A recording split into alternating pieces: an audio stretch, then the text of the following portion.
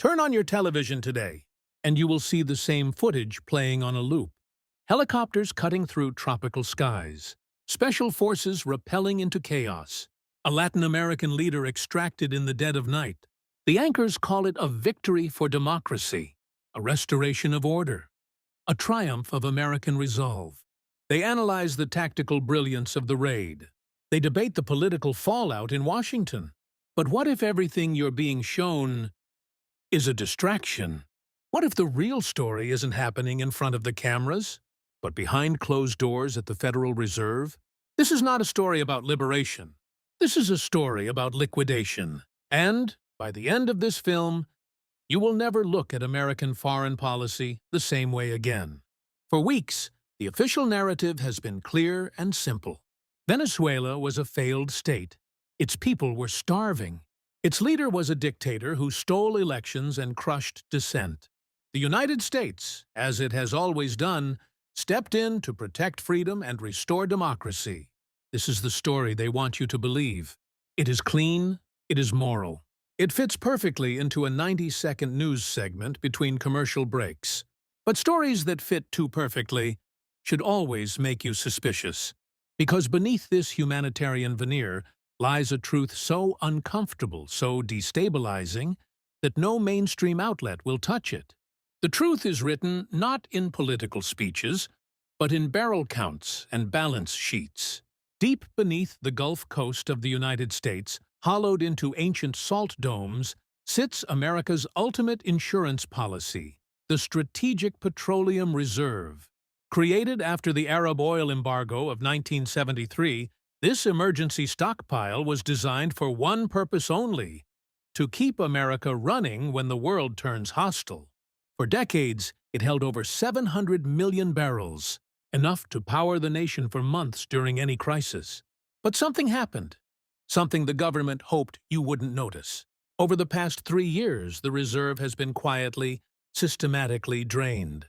Today, it sits at levels not seen since the 1980s.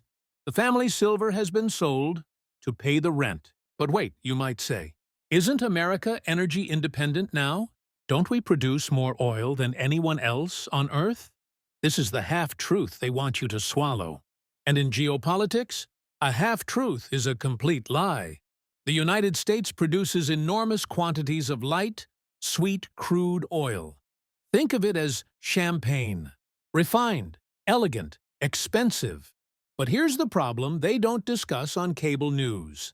America's refining infrastructure.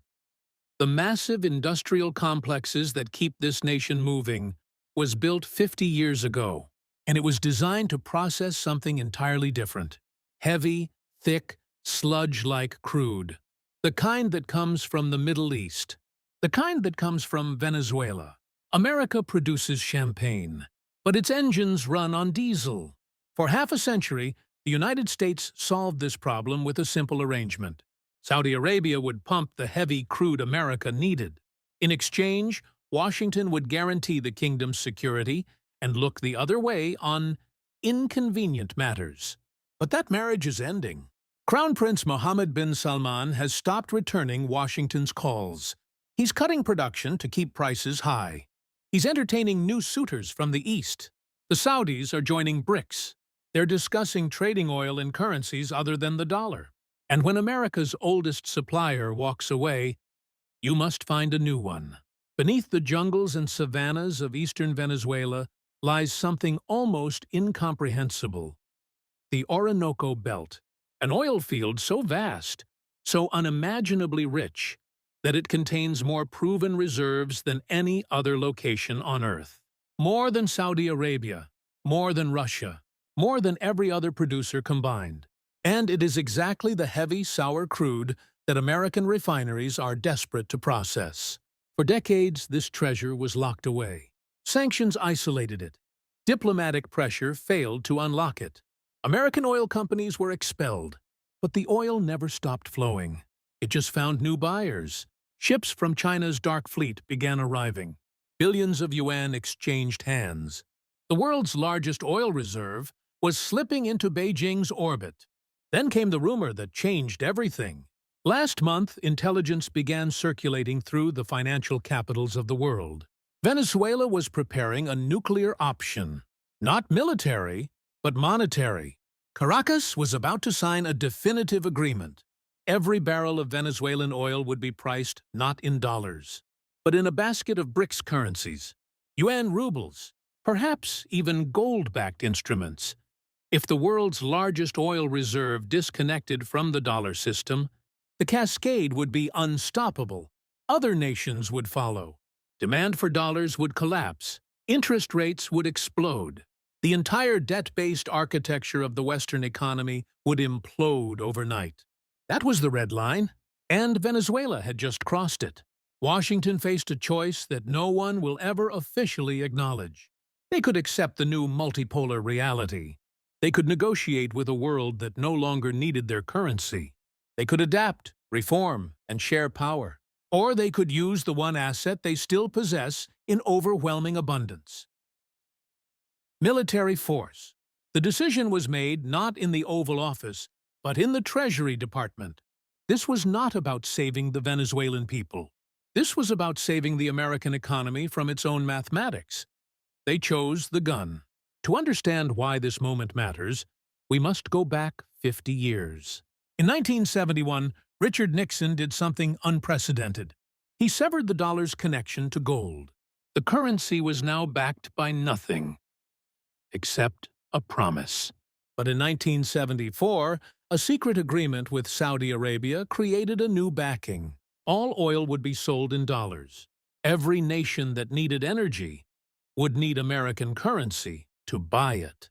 This created permanent artificial demand for the dollar. It allowed America to print unlimited money, export the inflation to the rest of the world, and never face consequences. Economists call it exorbitant privilege. Critics call it the greatest wealth transfer in human history. But whatever you call it, it is dying. The rebellion began quietly. Russia demanded payment in rubles for its natural gas. China and Saudi Arabia began settling trades in yuan. The UAE started accepting rupees. Brazil and Argentina discussed a common currency. One by one, nations began imagining a world beyond American financial control. The BRICS alliance, once dismissed as an acronym without power, became the voice of the majority of humanity. More people, more resources, more of the future. Venezuela's planned defection wasn't just another headline. It was the final domino that could trigger an avalanche. And Washington decided that domino would not fall. The raid that the world witnessed was surgical, precise, and devastatingly effective. But what the cameras didn't show was even more significant. Within hours of the government's fall, American military engineers were at the Orinoco facilities. Before the new interim president had even addressed his nation, oil executives were already on planes to Caracas. The first executive order of the new government? All Venezuelan oil contracts would be honored in United States dollars. The bolivar would be repegged to the dollar. Chinese and Russian interests would be reviewed. This was not regime change. This was asset seizure. The United States didn't liberate Venezuela. It foreclosed on it. Across the world, leaders are watching, and they are drawing conclusions that Washington desperately hoped they wouldn't.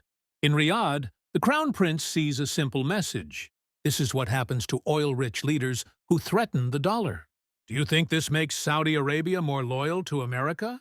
Or does it convince them to move their wealth somewhere Washington cannot reach? In Beijing, President Xi understands that Chinese energy supply lines through the Americas are no longer secure. This will force China to double down on Eurasian alternatives. Russia-Iran, the overland routes that no American Navy can interrupt. In capitals across the global south, the calculation is being made.